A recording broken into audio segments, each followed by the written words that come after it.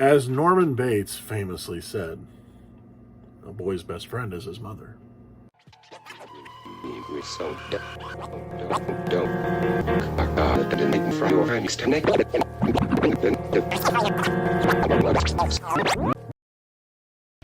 Welcome back to Zabadas Network. I, the Mask Monger, as I go by other names as well, wanted to show off another piece of my little eclectic collection. Whether it may not have any kind of monetary value to you guys, it is something that means deeply to me. Mostly my stuff is sentimental. And this piece for me is something that was made by my mother. And the reason why I hold it so near and dear is because what I'm going to show you is something that represents several things. It represents to me faith, support, and just outright caring and believing in others. And there's a story to it. Years and years and years ago, when I was younger, I had ideas of making different movies and stuff. And the movies I was wanting to work on still dealt with masks. And I had this awesome idea for a silent film in the post-apocalyptic time. Well, not much less post-apocalypse, more like anarchy.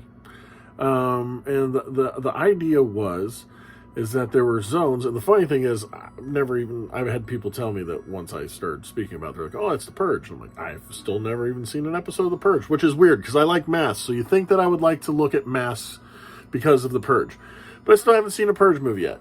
I'll put it on my list, I swear. But anyway, so the idea is the government has fallen, everything has gone into chaos, but they now have areas where when you are out and about, people in the no man's land wear masks. Anybody that is wearing a mask, you know that they are criminals, that they're willing to do some of the worst and most horrible things to anybody because of their mask. And their mask always depicts kind of like the idea that they portray. Like they show off their stuff through the mask. And so it is one man battling to get his son back from another person. He himself wasn't adorning a mask, but he had wrong things done to him right before the fall of the government and law and order and everything like that. And so he spent nights and nights and nights, and finally he said, I'm going into no man's land to go get my son back. And he adorns a mask, and everybody else adorns masks too, and it's basically, but there's no talking in it. There's no dialogue. It is just fighting, it's violence, it's raw emotion, all hidden behind masks. And the idea is that the man went by the name of Johnny Lone Wolf something or another, or Johnny the Big Bad, and then Wolf was his last name. And he had these corrupt police officers that did a wrongful arrest, ended up unaliving his wife and taking his son. And then right around that time, he was convicted for it because they did bad. Anyway, I'm getting ahead of myself. So cut to the actual like full-on thing of the film. He decides he's going to go into this the no man's land, and he has his own mask, and his mask is that of like a wolf.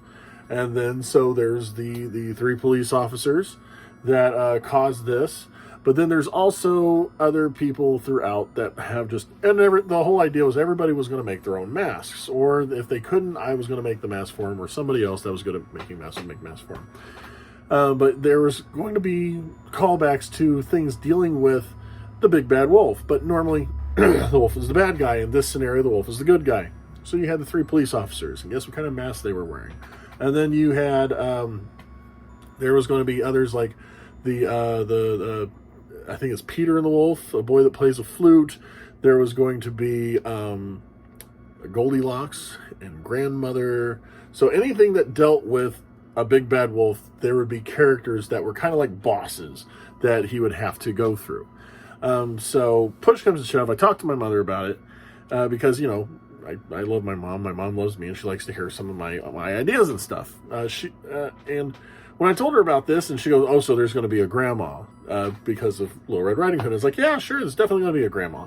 And she was like, "Well, what kind of a mask is she going to wear?" I was like, "I don't know. I haven't thought of it yet." I was like, "I don't want to just do an old lady mask, you know?" And so she told me, she goes, "Well, if you ever have just a mask that you want, just give it to me." And I was like, "Okay, sure." I didn't know. But what she ended up doing was she took one of my masks that I gave her, and with that, she made a mask, which is awesome. And with that mask, she brought me this. And it wasn't stitched, but it was Mod Podge together with all the, and she even drew on little things that look like stitching and whatnot. Well, I'll show you a better shot of this. But this mask, it was her idea of what Grandma would wear, the grandmother. So there you have it. And the movie never came about. I would love to do it, though, if I ever had the money or something, or if somebody wants to invest. There was my idea there. I pitched the film. I think it's far away enough that people would watch it and not go, "It's The Purge," or something like that. So there you go. There's my pitch. Copyright 2023 Maskmonger here. But when she gave me this, she was almost embarrassed with it, but she's like, "I really hope you like it," and I love it. And I've had this for years now, and to where I had it on display and it was hanging up on the back of a door for so long that the elastic has completely stretched out. Like, I can't put it on now because of how tightly I pulled it, but I mean, it wouldn't even hang on my face anyway with how long that is. That is incredibly long. But I keep it, even though the movie hasn't come to be and we never worked on it, because this mask has a representation. And what it's representing to me is, a mother's love for her son. It shows her trust in me to get things done. My mom has always been extremely supportive of me. My mom, when I first told her I wanted to be a pro wrestler, she was terrified by the idea, but she made sure that stuff happened.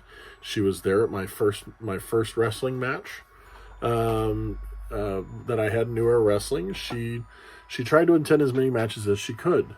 When I wanted to be a game store owner, she was right there. She was actually one of my first sales, and helped me out. She, on the opening day, she made cookies that looked like Magic the Gathering cards and stuff, and was always willing to help with events and everything like that. And when I told her I wanted to move out of the house, here's the joke, when my older sister wanted to move out, my mother cried and begged for her not to. When my younger sister said she was moving out, my mother cried and begged for her not to go. When I told her I was going to move out, I came home to all of my stuff. Her faith in me and her support was really been my driving force, because there's times when you don't want to do anything. And there's several things that keep my motivation. One of them is I look at this. And I know that my mom always has my back. I know this might be sappy or something like that, but yes, she does. She went out of her way to make something like this because this idea of the movie I had, even though she doesn't really watch violent or graphic or horror type things, she thought that if I liked it enough and I believed in it enough, then she needed to believe in it as well, and did this for me. So this mask just shows to me of the love and support that my mother has for me. And the reason why I want to talk about this right now is because I'm actually scared right now. I'm airing this in the morning, Monday morning. And my mother is going to be having open heart surgery. We didn't know about this happening. They tried to heal her with stents, and they couldn't get the stents to work. And so they have to basically crack her open and give her a double bypass, I believe. And they're worried of her liver failing during the surgery. They said they're going to do everything they can to make sure that the operation goes smoothly, but there's always that chance. And my mom is scared. And I'm scared as well. And it's the other reason why I care so much about this, and I care so much about my mom's love and support for me, because she was, at the time when I was young, she was the only person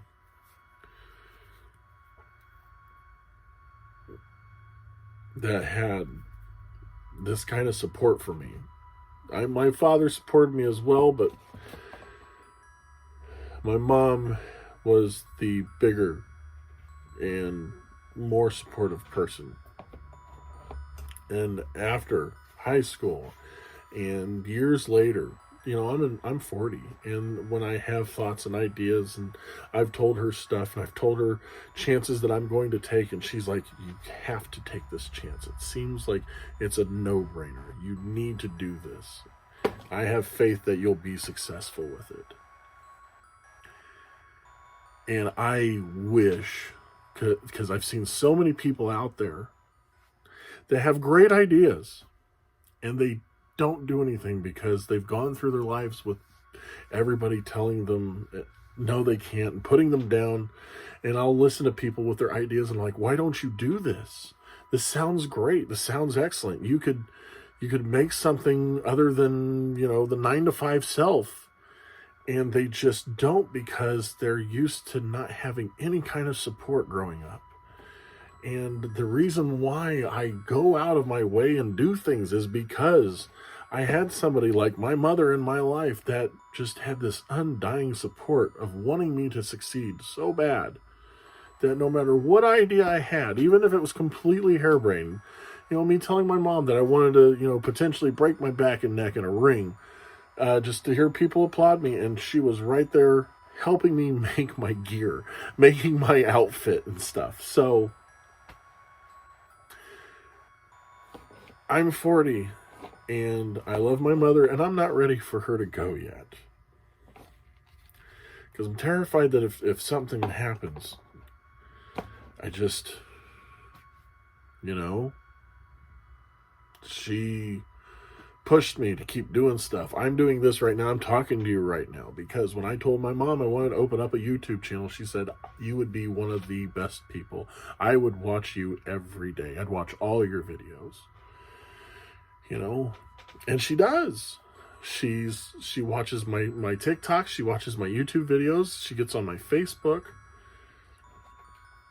I love that support. And I thank my mom every waking moment of my life for her being there and caring. And I have others that do as well. My wife, my sons, other family, other friends support me, but she is the head of it. She is the cornerstone of my drive and my support. She is the one that's always been telling me that I can do it. Even when I'm trying to convince my mom that I can't do it, she's like, no, you can. You'll find a way. So I love you, Mom, and I do. I hope everything goes well in the surgery. And I understand you're scared, and I'm scared too, but I do think that you are ever so much as strong as you make me out to be, and the surgery will be no problem. And I love you, Mom. So that's what this episode is, and I hope you are able to watch it before you go into surgery. And I love you, Mom. So I'm going to do some close-ups of this. You guys all check it out. Thank you very much for being a part of this. I didn't realize I was going to get this emotional. But it's good. Thank you guys. We'll do another one. All right.